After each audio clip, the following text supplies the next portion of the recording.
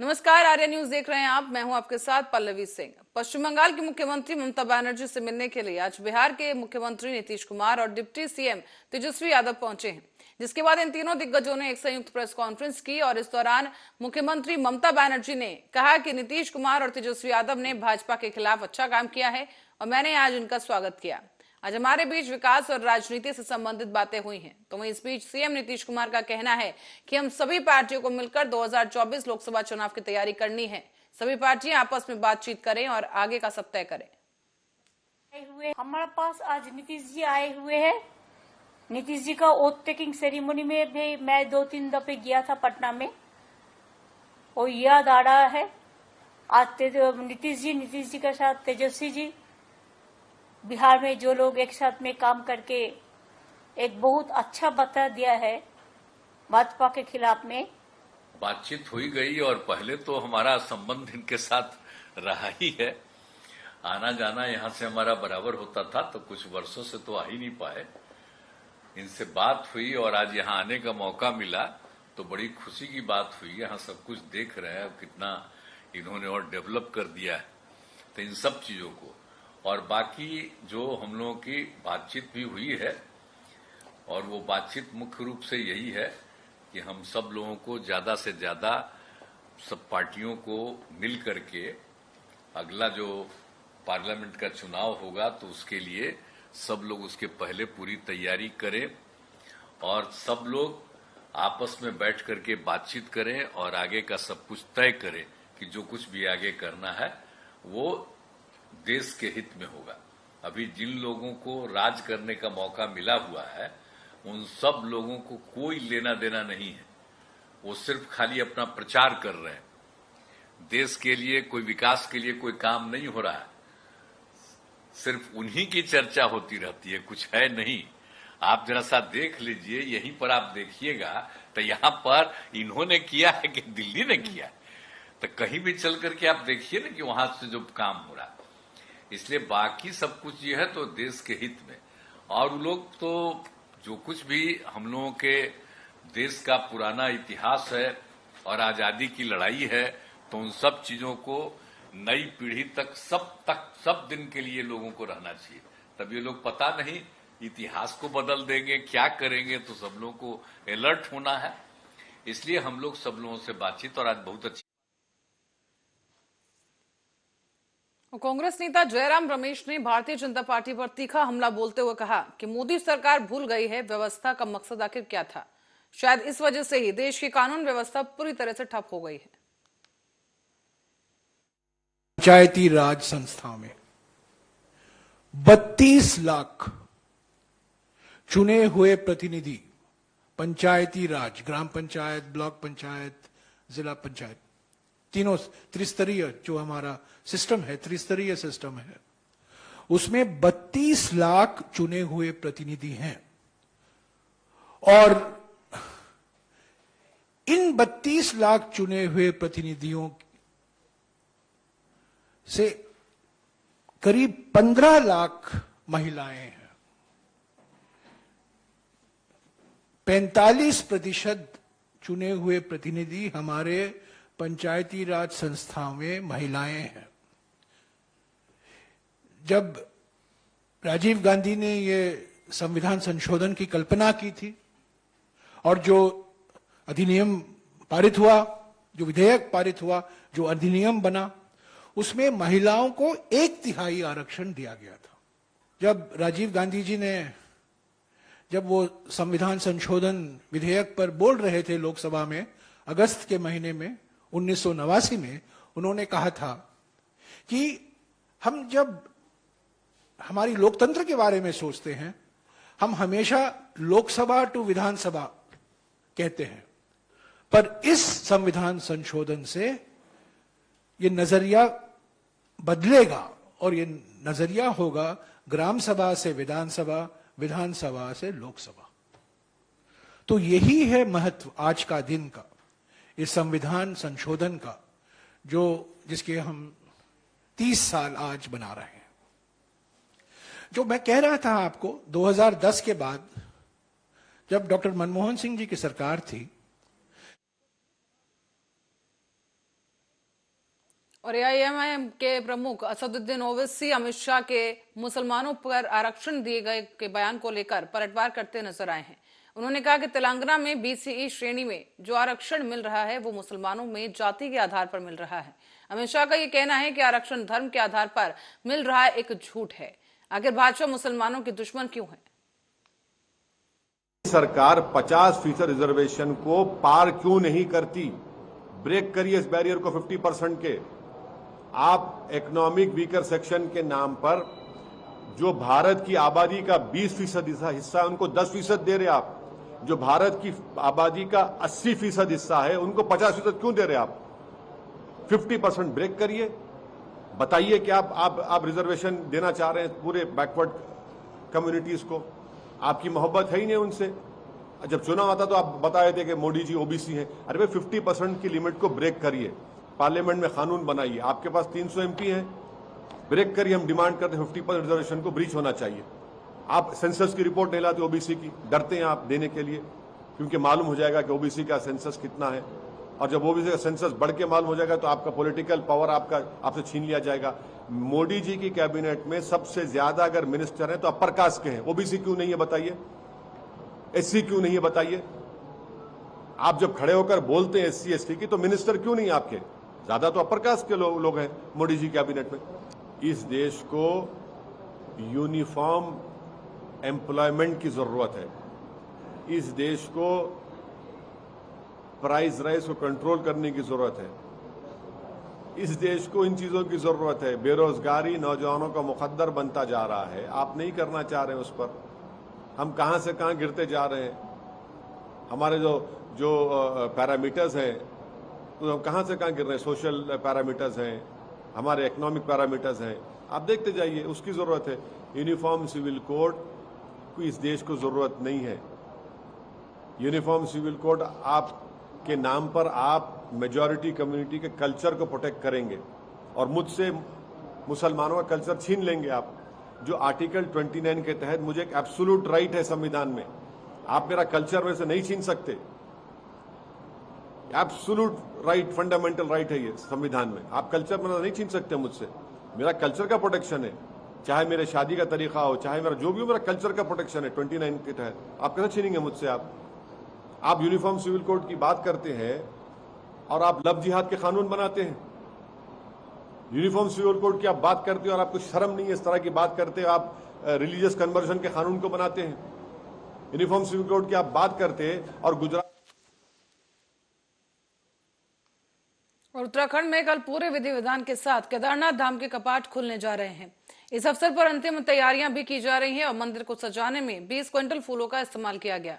हालांकि श्रद्धालुओं को इस बार बाबा के दर्शन के लिए थोड़ा इंतजार करना पड़ सकता है, क्योंकि पहाड़ी इलाकों में हो रही बर्फबारी के चलते मौसम की मार केदारनाथ धाम तीर्थयात्रियों के रजिस्ट्रेशन पर भी पड़ी है। बर्फबारी के चलते फिलहाल यहां जाने वाले तीर्थयात्रियों के रजिस्ट्रेशन 30 अप्रैल तक के लिए रोक दिए गए हैं। इस बीच देहरादून से एसएसपी ने ऋषिकेश में जाकर रजिस्ट्रेशन सेंटर पर तीर्थयात्रियों से बातचीत की, उनसे संयम बनाए रखने की अपील की गई और ट्रांजिट कैंपस का निरीक्षण किया है। इस दौरान यात्रियों को यह भी बताया गया कि भारी बर्फबारी की वजह से फिलहाल रजिस्ट्रेशन बंद किए गए हैं। जो व्यवस्था बनती है उसके बाद उसे खोल दिए जाएंगे।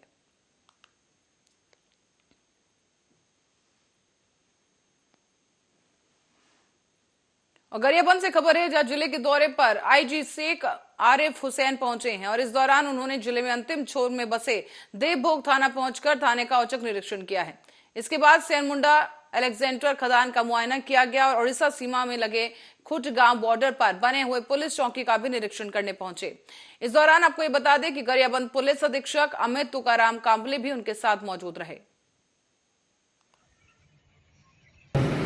देखिए, सबसे पहले तो गरियाबंद में इंफ्रास्ट्रक्चर के ऊपर बहुत जोर दिया जा रहा है और जहाँ तक हो सके नए नए पुलिस थाने कैंप का हम लोग खोल रहे हैं। और इस सिलसिले में आज मैं आया हुआ था। जुगाड़ जो कैंप है उसमें एक पुलिस मेस का भूमि पूजन मेरे द्वारा किया गया। उसके साथ साथ आज देवभोग थाने में भी मेरे द्वारा निरीक्षण किया गया और नक्सलियों की जो आमद रफ्त है उसके बारे में चर्चा की गई।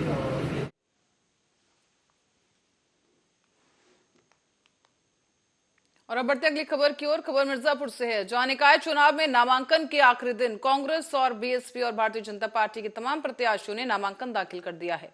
कांग्रेस ने मिर्जापुर नगर पालिका परिषद के पूर्व अध्यक्ष की बहू को अपना प्रत्याशी बनाया है। साथ ही नामांकन दाखिल करने के बाद मीडिया से बात करते हुए कांग्रेस प्रत्याशी प्रियंका जैन ने नगर पालिका में विकास की बात की।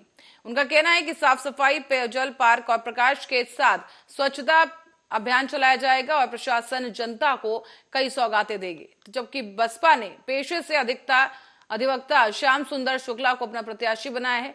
इसी क्रम में नामांकन दाखिल करने के बाद बसपा प्रत्याशी ने कहा कि नगर पालिका से जो सुविधाएं जनता को मिलनी चाहिए वो सभी नदारद है कि फूटी सड़कें और कूड़े का अंबार, अंधेरी गलियां और सड़कें, पीने के लिए गंदा पानी नहीं है।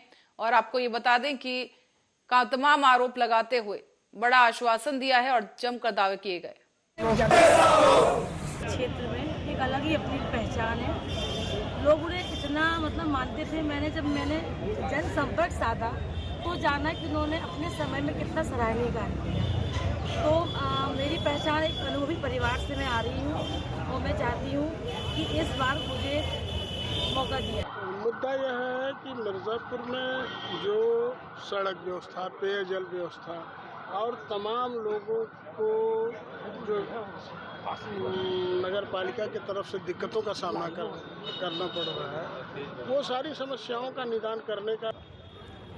देखिए, सबसे पहले तो मैं माँ विंध्यवासिनी के पवित्र भूमि को प्रणाम करता हूँ, नमन करता हूँ।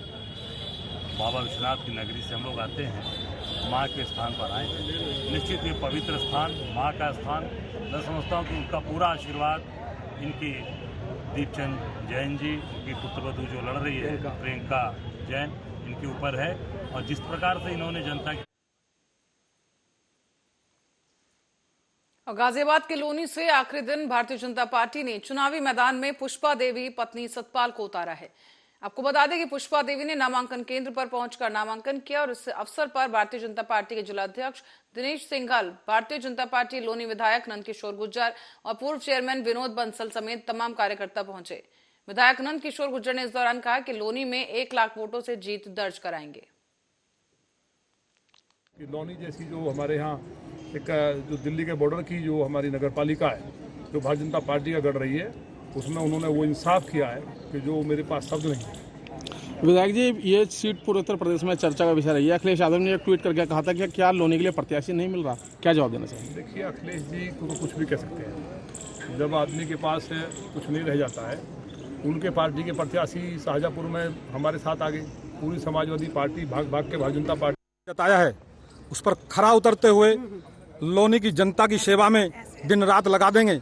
और इन्हीं कामनाओं के साथ मैं लोनी की जनता से विनम्र प्रार्थना करता हूं कि उनके बीच में रहकर उनकी सेवा में निरंतर दिन रात लगा रहूंगा। कार्य के बल पर हमने जीत करके दिखाया और माननीय विधायक जी को पहले से ज्यादा वोट मिला। परिस्थितियां चाहे कैसी भी रही हों, लेकिन वोट परसेंटेज बढ़ा और विजय श्री मिली। अध्यक्ष जी, अंतिम 1 घंटे के अंदर चुनावी टिकट हुआ है, क्या मंथन? ये पार्टी की प्रक्रिया है। अपना हमारे यहाँ 28 लोग टिकट मांग रहे थे। पार्टी हर तरह से सोचती है, पार्टी ने विचार करके और बिल्कुल शुद्ध मन से प्रत्याशी को दिया है। कार्यकर्ता कुछ स्वर्ण लोगों ने सर वीडियो वायरल करी है, उनको कैसे समझाएंगे? नहीं। और ग्रामीण सफाई कर्मचारियों ने अपनी कई मांगों को लेकर रेवाड़ी में प्रदर्शन किया है। जिला सचिवालय पहुंचकर जिला उपायुक्त के नाम पर ज्ञापन सौंपा गया और चेतावनी भरे लहजे में कहा गया है कि अगर जल्दी ही इनकी मांगें पूरी नहीं हुई तो बड़ा आंदोलन किया जाएगा। कर्मचारी यूनियन के पदाधिकारियों ने बताया है कि विगत 23 जनवरी को चंडीगढ़ में सरकार के साथ एक बैठक हुई। इनकी अधिकांश मांगों पर सहमति बनाई गई, लेकिन आज तक सरकार की तरफ से कोई लिखित पत्र जारी नहीं किया गया है।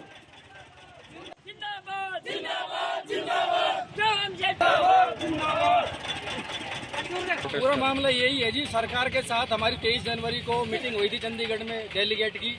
उसमें सरकार ने बहुत सी मांगे हमारी माननी थी और वो मांगे मान नहीं, पर आज तक उसका पत्र जारी नहीं किया।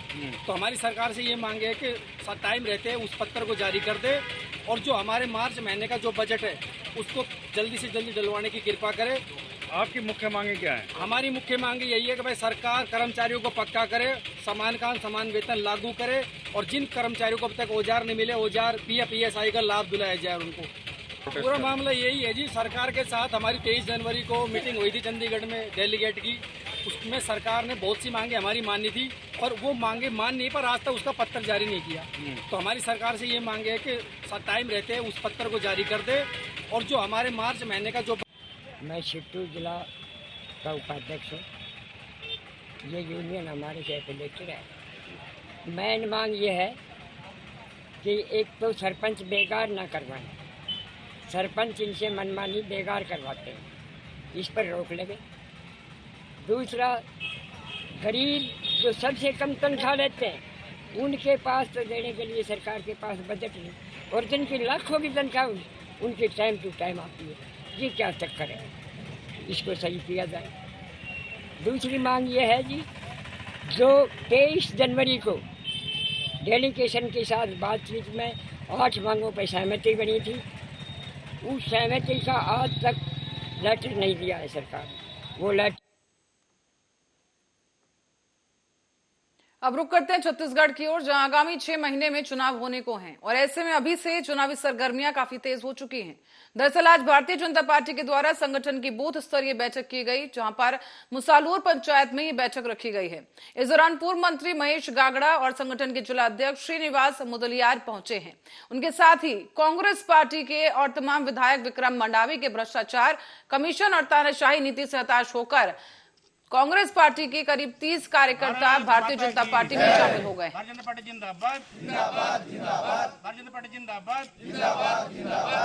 आज मुसालूर ग्राम पंचायत में जो कांग्रेस पार्टी के लिए लगातार 15-20 वर्षों से सेवा दे रहे थे ऐसे कार्यकर्ता विधायक के कार्यशैली से नाखुश होकर आज भारतीय जनता पार्टी के नीति रीति से प्रभावित होकर और माननीय महेश गागड़ा जी का पिछले 10 वर्ष का जो नेतृत्व यहाँ था उनकी कार्यशैली से प्रभावित होकर आज 30 कार्यकर्ता भारतीय जनता पार्टी में अपने स्वेच्छा से प्रवेश किए हैं। मेरा नाम अशोक तेलम है, मैं मुसालूर का रहने वाला हूँ। भाजपा प्रवेश करना मेरा यही कारण है। मैं 20 से 25 वर्ष तक कांग्रेस के लिए बहुत काम किया, यूथ कांग्रेस में भी रहा, कांग्रेस बाकी जिला पंचायत सब के लिए काम किया। आज तक मेरे को कोई पूछा नहीं और ध्यान नहीं दिया है, इसी कारण मैं क्या है आने वाले मतलब 10 साल से मैं कांग्रेस सरकार में रहकर काम कर रहा था। मैं किसी कारण के वस्तु पर इस वजह से मैं भाजपा में ज्वाइनिंग किया और भाजपा में रहकर मैं काम करना चाहता हूं। मैं और आगे भी। और अंबिकापुर से खबर है, बता दें कि सरगुजा कलेक्टर ने कंपोजिट बिल्डिंग में दबिश दी है। इस दौरान कई अधिकारी और कर्मचारी कार्यालय से नदारद मिले हैं। इस दौरान सरगुजा कलेक्टर ने 16 अधिकारी और कर्मचारियों पर नोटिस जारी करने के निर्देश दिए। बताया जा रहा है कि लगातार अधिकारियों के नदारद रहने की सूचना मिल रही थी और इसी के बाद कलेक्टर ने दबिश देकर ये कार्रवाई की है। नदारद अधिकारियों को जमकर फटकार भी लगाई गई। औचक निरीक्षण किया गया और ये निरीक्षण जो है करीब 2.5-3 घंटे चला है। बहुत सारे कार्यालयों में अच्छी उपस्थिति थी, लेकिन कुछ कार्यालयों में टूर दिवस के नाम पे या कहीं पे इंस्पेक्शन पे अधिकारी निकले हुए थे, तो एक बार उनको दबिश भी दी गई है और ये समझाइश सभी अधिकारियों को दी गई है कि मुख्यालय सोमवार का जो दिवस है वो कार्यालय दिवस हो, उसमें कहीं कोई टूर इंस्पेक्शन ना हो, क्योंकि 2 दिवस की कार्य छुट्टी के बाद, शनिवार रविवार की छुट्टी के बाद कार्यालय खुलता है और बहुत आने वाले लोग आते रहते हैं जिनको काम रहता है, तो सोमवार के दिवस में सभी कार्यालय प्रमुख और उनके राष्ट्रीय पंचायती राज दिवस के खास मौके पर मध्य प्रदेश के रीवा में पहुंचे प्रधानमंत्री नरेंद्र मोदी ने करीब 17,000 करोड़ की लागत वाली परियोजनाओं की आधारशिला रखी है, राष्ट्र को समर्पित की गई। और इस दौरान रीवा में प्रधानमंत्री ने पीएम बनने के बाद नरेंद्र मोदी का यह तीसरा दौरा दर्ज किया। इससे पहले प्रधानमंत्री 2018 में विधानसभा चुनाव में प्रचार करने के लिए यहां पहुंचे थे और जनसभा को संबोधित करते हुए प्रधानमंत्री मोदी ने कहा है कि काम के दायरे भले ही सबके अलग हैं, लेकिन सबका लक्ष्य एक है। रीवा आया हूं, आपके बीच आया हूं और हमेशा मुझे आपका भरपूर प्यार और स्नेह मिलता रहा है। आज भी इतनी बड़ी संख्या में आप सभी लोग हमें आशीर्वाद देने आए हैं। मैं आप सभी का हृदय से आभार व्यक्त करता हूं। आप सभी को देश की 2.5 लाख से अधिक पंचायतों को राष्ट्रीय पंचायती राज दिवस की बहुत बहुत शुभकामनाएं। आज आपके साथ ही 30 लाख से ज्यादा पंचायत प्रतिनिधि भी हमारे साथ वर्चुअली जुड़े हुए हैं। ये निश्चित रूप से भारत के लोकतंत्र की बहुत ही सशक्त तस्वीर है। हम सभी जनता के प्रतिनिधि हैं। हम सभी इस देश के लिए, इस लोकतंत्र के लिए समर्पित है। काम के दायरे भले ही अलग अलग हो, लेकिन लक्ष्य एक ही है, जन सेवा से राष्ट्र सेवा। कि गांव गरीब का जीवन आसान बनाने के लिए जो भी योजनाएं केंद्र सरकार ने बनाई हैं, उन्हें हमारी पंचायतें पूरी निष्ठा से जमीन पर उतार रही है। भाई और बहनों, आज यहां ई ग्राम स्वराज और ई ग्राम पोर्टल को मिलाकर जो नई व्यवस्था लॉन्च की गई है, उससे आपका काम और आसान होने वाला है। पीएम स्वामित्व योजना के तहत भी देश के 35 लाख ग्रामीण परिवारों को प्रॉपर्टी कार्ड दिए गए हैं। आज मध्य प्रदेश के विकास से जुड़ी 17,000 करोड़ रुपए से अधिक की परियोजनाओं का शिलान्यास और लोकार्पण भी हुआ है। इसमें रेलवे के प्रोजेक्ट्स हैं, गरीबों को पक्के घर के प्रोजेक्ट्स हैं, पानी से जुड़ी परियोजनाएं हैं, गांव गरीब का जीवन आसान बनाने वाले, रोजगार का निर्माण करने वाले इन प्रोजेक्ट्स के लिए भी मैं आप सभी को बहुत बहुत बधाई देता हूं। साथियों, आजादी के इस अमृत काल में हम सभी देशवासियों ने विकसित भारत का सपना देखा है और उसे पूरा करने के लिए दिन रात मेहनत कर रहे हैं। भारत को विकसित बनाने के लिए भारत के गांवों की सामाजिक व्यवस्था को विकसित करना जरूरी है। भारत को विकसित बनाने के लिए भारत के गांवों की आर्थिक व्यवस्था को विकसित करना जरूरी है। भारत को विकसित बनाने के लिए भारत के गांवों की पंचायत व्यवस्था, पंचायती व्यवस्था को भी विकसित करना जरूरी है। इस खबर के साथ ही बुलेटिन में फिलहाल के लिए इतना ही। देश दुनिया की तमाम खबरों के लिए देखते रहिए आर्या न्यूज।